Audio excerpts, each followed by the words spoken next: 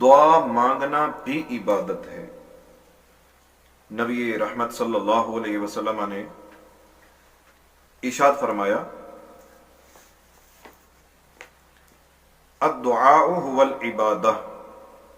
کہ دعا بھی عبادت ہے۔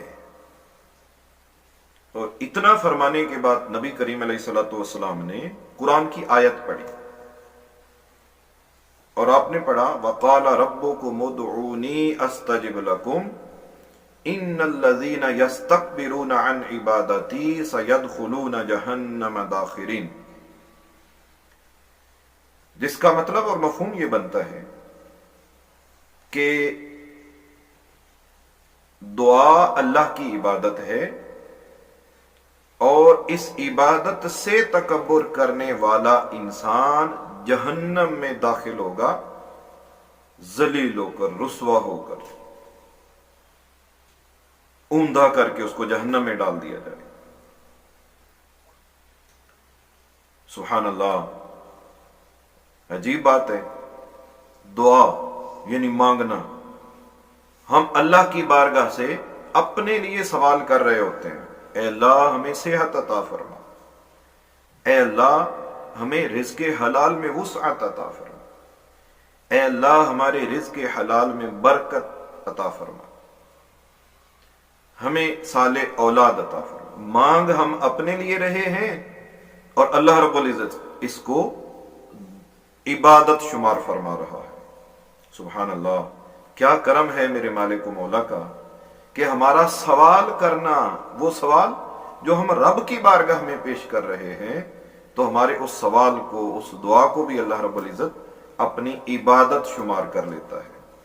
یہ بہت بڑی نعمت ہے ہمارے پاس دعا۔ اور نبی اکرم صلی اللہ علیہ وسلم نے ارشاد فرمایا کہ جو بندہ چاہتا ہے کہ اللہ رب العزت اس کی دعاؤں کو اس وقت قبول فرمائے جب وہ مصائب میں گھرا ہوتا ہے، مشکلات میں مبتلا ہوتا ہے، پریشانیوں میں مبتلا ہوتا ہے، اگر بندہ چاہتا ہے کہ پریشانیوں کے حالات میں، مصائب کے حالات میں، مشکلات کے دنوں میں اللہ میری دعا کو قبول فرمائے، تو نبی رحمت صلی اللہ علیہ وسلم نے فرمایا کہ پھر اس بندے کو خوشحالی کے دنوں میں دعا کی کثرت کرنی چاہیے، کثرت سے دعا مانگنی چاہیے۔ جب خوشحالی کے دن ہوں تو بہت سے لوگ اپنے کریم رب کو بھول جاتے ہیں اور دعا نہیں مانگتے، عبادت نہیں کرتے، رب کا ذکر نہیں کرتے۔ تو آقا علیہ الصلوۃ والسلام نے فرمایا کہ جو خوش نصیب خوشحالی میں، آسانی کے دنوں میں اللہ کی بارگاہ میں کثرت سے دعا کرتا ہے، تو اللہ تعالیٰ اس کی پریشانیوں کے حالات میں کی ہوئی دعاؤں کو بھی قبول فرماتا ہے۔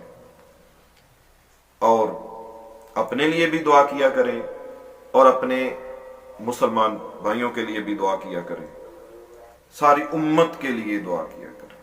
آدم علیہ السلام سے لے کر قیامت تک جتنے مسلمان گزر چکے، جو آنے والے ہیں، ان کے لیے بھی دعا کریں، کیونکہ یہ دعا بڑی عجیب ہے جو کسی کے لیے کی جاتی ہے اور اس کی غیر موجودگی میں کی جاتی ہے۔ تو نبی کریم علیہ الصلوۃ والسلام نے فرمایا کہ جب کوئی بندہ کسی مسلمان بھائی کی غیر موجودگی میں اس کے لیے دعائے خیر کرتا ہے، تو اللہ رب العزت ایک فرشتہ مقرر کر دیتا ہے، وہ فرشتہ اس دعا مانگنے والے کے سر کے قریب ہوتا ہے، اور اس بندے کی دعا پر فرشتہ آمین بھی کہہ رہا ہوتا ہے، اور وہ اللہ کی بارگاہ میں دعا کرتا ہے کہ جس طرح یہ اپنے بھائی کے حق میں دعا کر رہا ہے، جو جو دعائیں کر رہا ہے، اے اللہ اس کی وہ ساری دعائیں اس کے اپنے حق میں بھی قبول فرما۔ بلکہ آقا علیہ الصلوۃ والسلام نے فرمایا کہ دعاؤں میں وہ دعا بہت جلد قبول کی جاتی ہے جو بندہ اپنے مسلمان بھائی کی غیر موجودگی میں اس کے لیے کرتا ہے۔ تو اپنے لیے بھی دعائیں مانگیں، اپنے مسلمان بھائیوں کے لیے بھی دعائیں مانگیں، ممکن ہے کسی کے سامنے ہم دعا مانگیں تو وہ خوشامد بھی ہو جائے، لیکن کسی کی غیر موجودگی میں ہم دعا مانگیں گے اس کے لیے تو وہ خوشامد نہیں بنے گی، تو وہ دعا اس کے حق میں بھی قبول ہوگی اور وہی دعا ہمارے اپنے حق میں بھی قبول ہوگی، کیونکہ فرشتہ کہہ رہا ہوگا کہ اللہ جو کچھ یہ اپنے بھائی کے لیے مانگ رہا ہے وہ سب کچھ تو اسے بھی عطا فرما۔